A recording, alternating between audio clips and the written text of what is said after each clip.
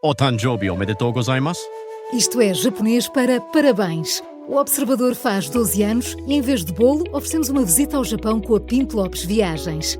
Assine por apenas 39,90€ e habilite-se a ganhar. 12 anos a escrutinar o poder, 12 mil quilómetros para celebrar. Assine hoje em observador.pt. Arigatou. Vamos às notícias.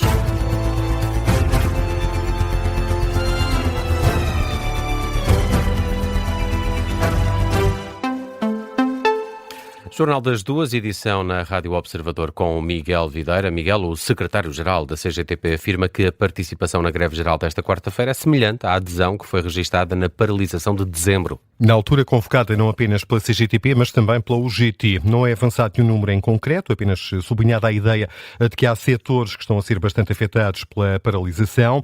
A conferência de imprensa de Tiago Oliveira foi acompanhada na última hora pelo jornalista do Observador Miguel Pina Andrade. Miguel, vamos lá ao detalhe da conferência de imprensa, de que sobressai essa ideia de que a participação tem paralelo com a greve geral do passado mês de dezembro.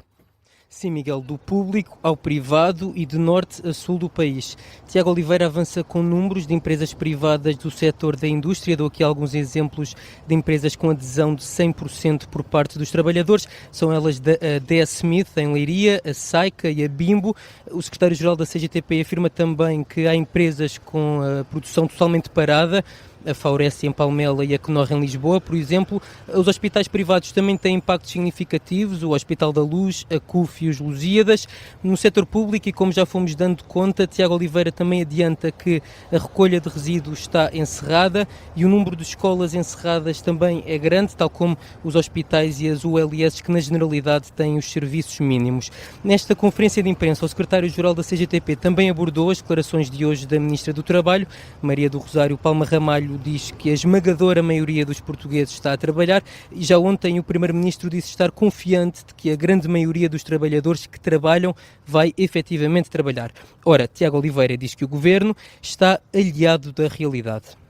Nós estamos perante um Governo completamente aliado da realidade de quem trabalha, um Governo que tem uma agenda, que tem um objetivo e que hoje, com as declarações da Ministra, revelou-se, de facto, perante toda a gente perceber qual é o objetivo concreto deste pacote laboral. Não é para responder aos interesses dos trabalhadores, é sim um pacote laboral construído e apresentado por este Governo, mas de braço dado com o grande capital, com as associações patronais.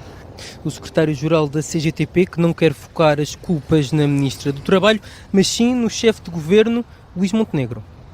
Nós não podemos individualizar na Ministra do Trabalho ou em qualquer aquilo que está a acontecer, seja na questão do pacote laboral, mas seja na degradação do Serviço Nacional de Saúde, seja na degradação da escola pública, seja na degradação dos serviços públicos. Aquilo que a CGTP não tem feito é individualizar a responsabilidade. A CGTP aquilo que faz é responsabilizar um todo, é responsabilizar o Governo pelos seus atos e, principalmente, aquele que assume o cargo de Primeiro-Ministro. Tiago Oliveira, secretário-geral da CGTP, a pôr aqui as culpas em Luís Montenegro. Foi em declarações aos jornalistas na sede da CGTP, onde voltou a vincar que os trabalhadores têm direito a uma vida melhor, têm direito a mais salário e a mais direitos e que, por isso, exigem a retirada do pacote laboral.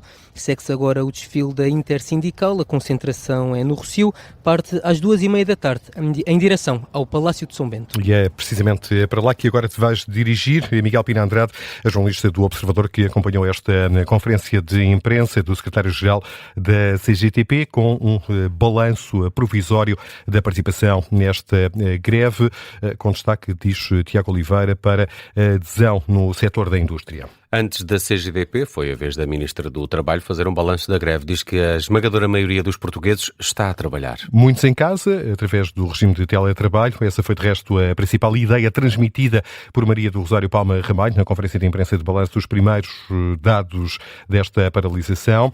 A Ministra sublinha que a greve está a ter impacto essencialmente no setor público, já no setor privado, aquele que potencialmente será mais afetado pela reforma laboral proposta pelo Governo. Maria do Rosário Palma Ramalho sublinha que a adesão é residual. A expressão é muitíssimo reduzida no setor privado, o país está a trabalhar. o país e os trabalhadores a quem, primacialmente, esta legislação laboral se vai aplicar. No setor público já não é naturalmente assim, por força do que eu indiquei, mas os serviços continuam a ser assegurados, nomeadamente os serviços de atendimento e, em alguns casos específicos, como o da saúde, naturalmente os serviços de urgência estão plenamente assegurados. Nesta conferência de imprensa, a ministra Maria do Rosário Palma Ramalho foi também questionada sobre o eventual impacto desta greve geral para o processo legislativo das alterações ao Código do Trabalho propostas pelo Governo. O Governo respeita integralmente o direito de greve e o exercício da greve, mas o que lhe cabe no final do dia é executar o seu programa. E, portanto, o Governo mantém, como é óbvio, a intenção de discutir o projeto de reforma laboral do trabalho 21, que aliás já está na Assembleia e portanto, esse projeto será tratado aí. A Ministra do Trabalho na conferência de imprensa ao final da manhã para fazer um balanço da participação na greve geral que se cumpre esta quarta-feira. Já a Ministra da Saúde diz que, no caso do INEM, não há registro de falhas no socorro. Sim, os serviços mínimos estão a ser cumpridos, foi o que disse Ana Paula Martins durante uma audição no Parlamento. Neste momento, a esta hora, tudo isto é dinâmico, a esta hora e com os serviços mínimos maximizados em todas as ULS e em todos os prestadores do Serviço Nacional de Saúde, posso lhe dizer que neste momento nós temos todos os serviços mínimos assegurados no INEM neste momento e estamos com um tempo de chamada de segundos, que é exatamente aquilo que temos todos os dias. A ministra Ana Paula Martins, durante esta audição no Parlamento, em que deu conta que está concluída a portaria que vai regular as cirurgias em produção adicional, explica que os médicos só vão poder realizar estas cirurgias extraordinárias depois de atingirem um patamar mínimo de cirurgias no âmbito da atividade cotidiana. Vamos ao futebol. Termina daqui a 1 hora o prazo para os jogadores da seleção convocados para o Mundial se apresentarem na cidade do futebol. Para a concentração da comitiva, é certo que os trabalhos já começaram, mas os jogadores, por exemplo, podem, ao final do dia, ir dormir a casa. O mesmo não acontece a partir desta quarta-feira. Concentração da comitiva que vai participar neste Mundial de Futebol e que só deverá separar-se, esperamos todos nós, depois da final do Campeonato do Mundo. Na cidade do futebol, em Oeiras, está o jornalista do Observador, João Lourenço Dias. João, muitos jogadores têm passado aí por ti para se concentrarem e se juntarem à restante comitiva? Sim, têm passado concretamente nos últimos minutos. É o caso de Bruno Fernandes, João Cancelo e o último foi mesmo Rubén Dias. Outros dos convocados de Roberto Martínez escolheram almoçar aqui nas instalações da Federação Portuguesa de Futebol. É o caso de Rubén Neves e outras pessoas que não jogadores que estão aqui na cidade do futebol. São fãs que inclusive estão de férias na capital portuguesa e que acima de tudo querem ver um jogador em concreto. Claramente Cristiano Ronaldo. Há inclusive aqui um jovem fã que enverga a camisola do craque da seleção portuguesa. Conhecemos um cidadão que veio desde a Nova Zelândia, vem de férias até Portugal, mas soube que a seleção portuguesa está aqui nas instalações da cidade do futebol. O nome dele é Cristiano e exatamente quer conhecer o capitão da seleção portuguesa. Para Portugal as expectativas são boas. Eu acho que eles têm uma equipa muito boa e jogadores muito talentosos como o Vitinha e o Rubén Neves. Têm uma equipa com muita fome de vencer e têm um grande jogador como o Ronaldo. Espero que ganhem o Mundial.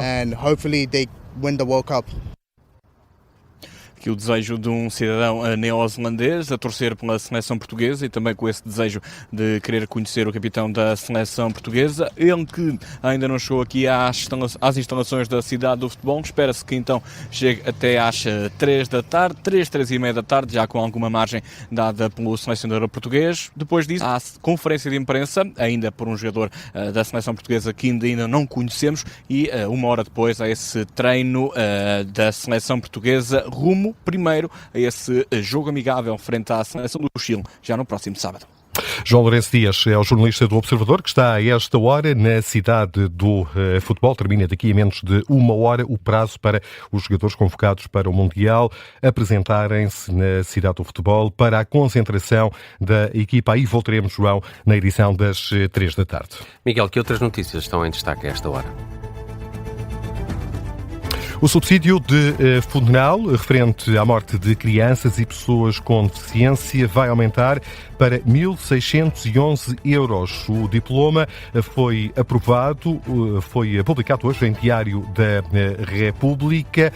Corresponde este valor a 3 indexantes de apoio social. Até agora, nestas situações, o subsídio de funeral era de 268 euros. Vai agora aumentar.